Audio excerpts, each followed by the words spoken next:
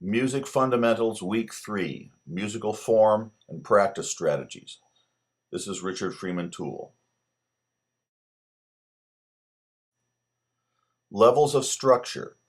As we have seen, musical rhythm can be experienced at varying levels of detail, from very long notes to the smallest subdivisions, whole notes, quarter notes, eighth notes, and 16th notes.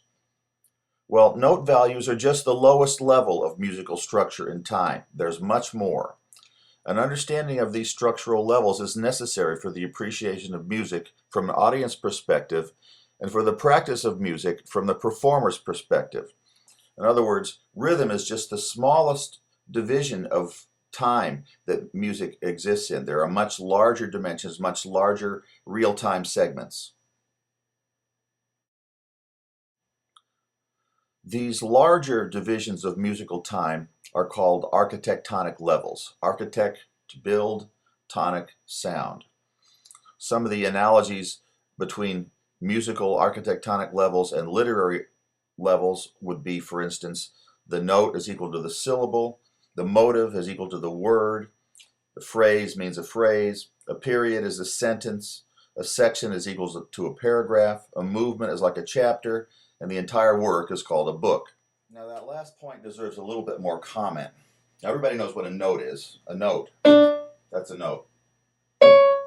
That's a note. It's a pitch sounding in time. And it can be a short amount of time or a long amount of time. They're all notes.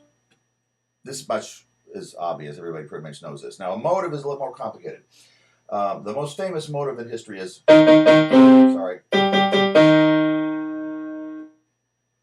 Beethoven's Fifth. It begins with this 1, 2, 3, 4 note motive. And it does it again, and again, and again, and again, and again, and again, and again.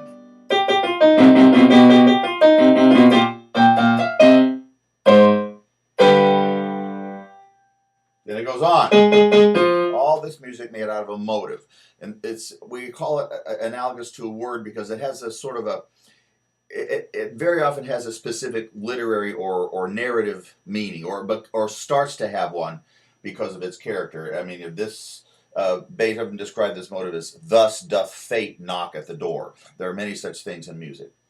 Now, a phrase is like a phrase of speech. It starts something up, and then it continues it. And the whole sentence is those two phrases. It starts something up and then finishes it. A good example from Beethoven again is the opening of Für Elise, where we have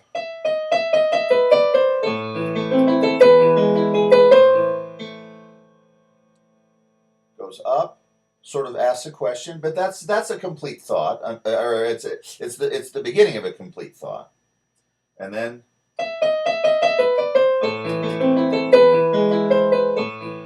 now that's a complete sentence.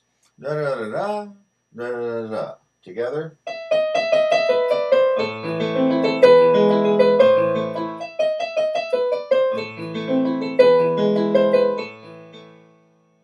Now, the phrase is almost the smallest architectonic level that musicians typically talk about and think about. But phrases together make periods, periods together make sections, sections together make entire movements, and there are pauses between movements of a multi-movement work, and at the end people clap, and that's called the work. So as we go through this, I want you to be realizing that as we are talking about practice strategies, we are also talking about an appreciation of levels of hierarchy. This is the most important thing. This is less important. This is less important. This is an important thing. And the hierarchy of musical structure is one of the things that's invisible to amateurs, but should be very apparent to a musician. Now, I hope it's apparent from this discussion that these architectonic levels, these levels of structure, add up to a structure that can be analyzed, that can be talked about, taken apart, and seen in its sequence. This is called musical form. A musical form is a collection of musical materials presented in a preset order. The form always involves alternating patterns of repetition and variety.